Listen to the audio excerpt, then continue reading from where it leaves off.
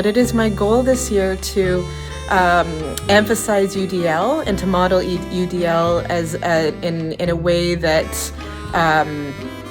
where I can learn and adjust and figure out how I can ensure that all students in my class that are coming for my workshops, that are coming for my learning activities, are feeling empowered to learn.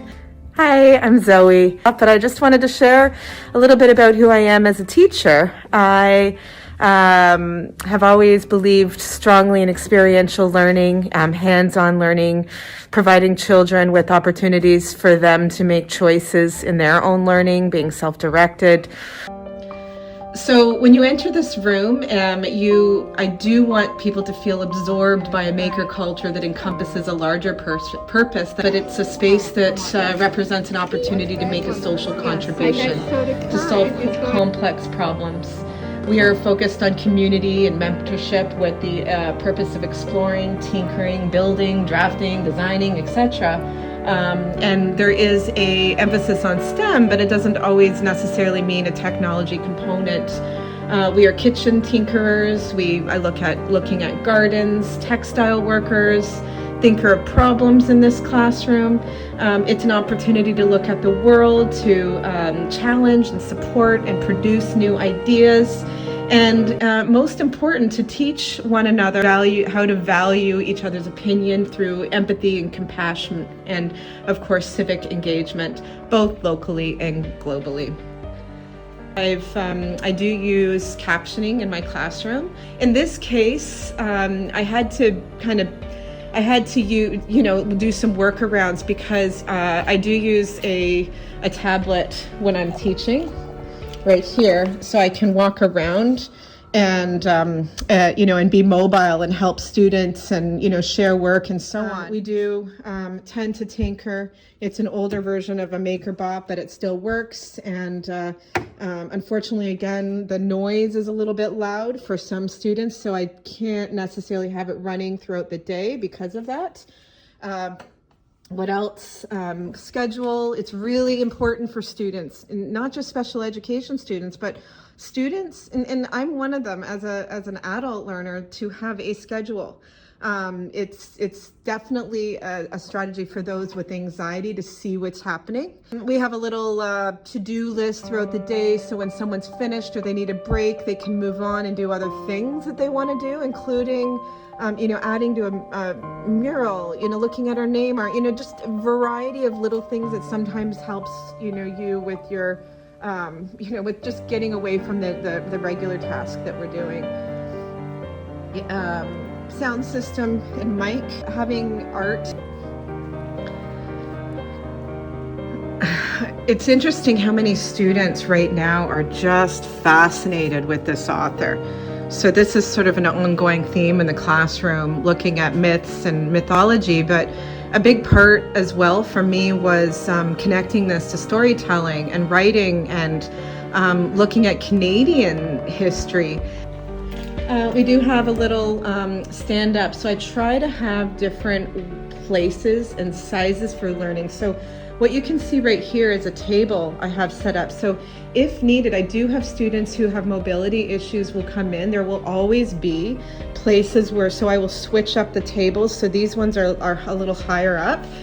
They're sort of meant for standing or sitting, whereas this table would be specifically, I would have chairs pulled up here. Or the students can work over here. But again, it's just bringing in that inclusion and so on. And then this area, sort of like a different version of a guided reading table. So often I may be on the other side, or students may be on one side or the other, doing some kind of conversational task. Even if they're just playing a game of chess, that one would have a chair on that side and one on this side and so on. It's also my desk. You'll notice there is no teacher desk in this room. So this is sort of where I work.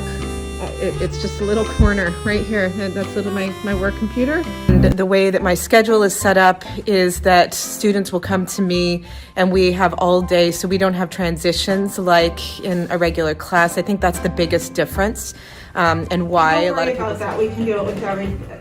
So can anyone, who here knows what an abacus is? You know? Is it like that thing, like you got the bead, they saw the beads around?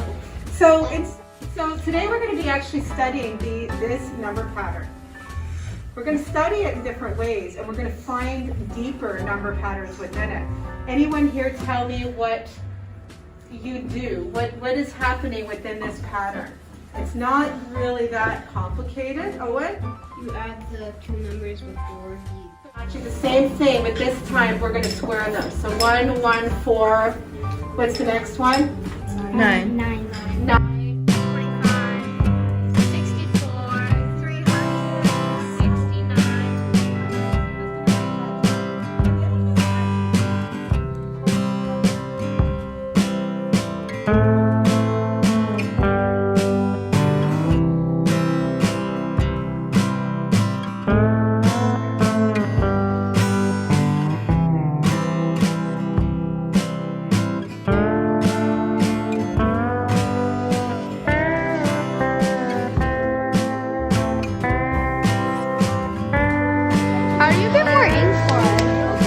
Explain what you did here. So these are each letter, so that's R, U, D, and Y.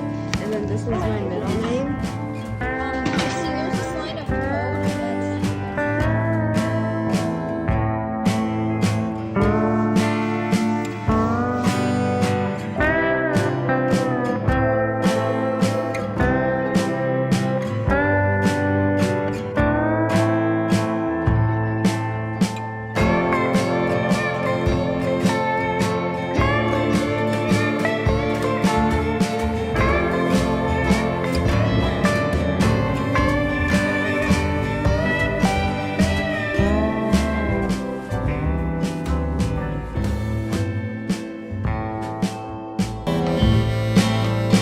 Well, thanks for watching a little bit of my life as an educator, as a special education teacher, and as someone who is absolutely passionate for UDL in the classroom.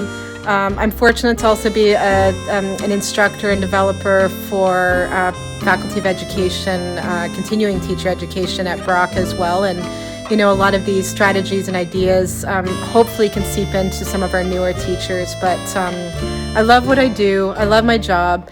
And, you know, I really try to have a goal this year to document some of it, even if just a couple of examples or ideas. But I learn really anything from people who are providing comments and from ongoing conversations. So, you know, please, you know, share, and I look forward to collaborating with you as well.